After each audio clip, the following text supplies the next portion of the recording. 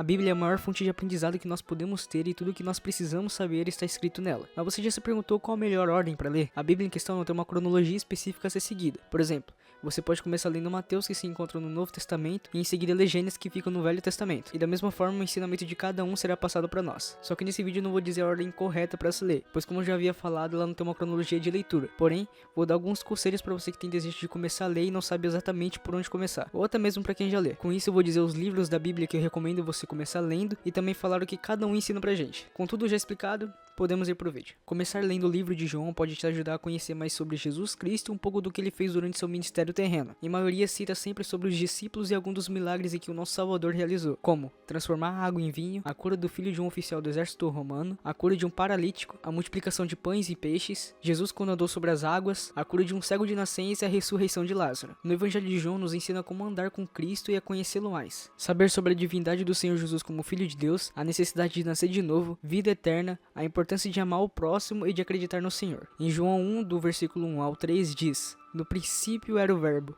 e o Verbo estava com Deus, e o Verbo era Deus. Ele estava no princípio com Deus. Todas as coisas foram feitas por ele, e sem ele nada do que foi feito se fez. O Evangelho de Mateus seria uma boa escolha para se ler logo em seguida, pois ele reforça muito o que é citado no livro de João. Nele fala mais sobre Cristo enquanto estava em seu ministério e nos conta um pouco sobre a volta do Senhor Jesus. No livro de Mateus cita sobre o nascimento do Messias, a pregação de João Batista e seu testemunho de Cristo, o batismo de Jesus Cristo, a tentação de Jesus no deserto, a morte do Senhor e a sua ressurreição e outros diversos acontecimentos e ensinamentos em que os discípulos estavam juntos. Além disso tudo, nos diz sobre a volta do prometido em sua segunda vinda em grande glória. Em seguida, Provérbios seria uma ótima escolha para se ler. O mesmo ensina sobre a sabedoria, entendimento, conhecimento e discernimento do viver para Deus. Nele diz o que devemos ou não fazer, e esclarece todas as nossas dúvidas sobre ser sábio e ser ímpio. Se você quer de fato entender como viver uma vida somente para o Senhor e errar menos, leia o livro de Provérbios, pois além de dizer tudo o que deve ser dito, nos deixa claro que somos pecadores e que precisamos mudar hoje e agora. A carta de Paulo aos Romanos seria interessante também. Nos diz sobre a graça de Cristo Jesus e como por meio dele podemos ter a salvação.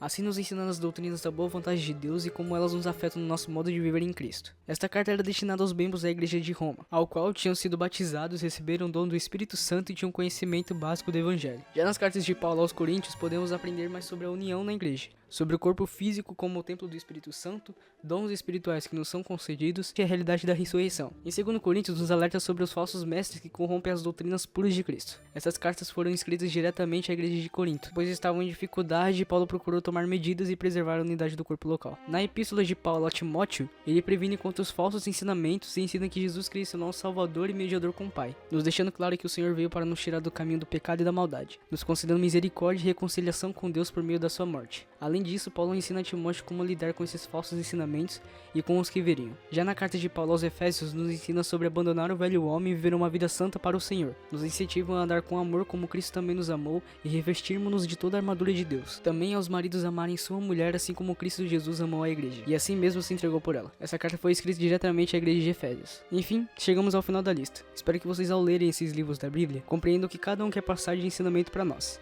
Muito obrigado por ter visto esse vídeo até aqui, bons estudos e até!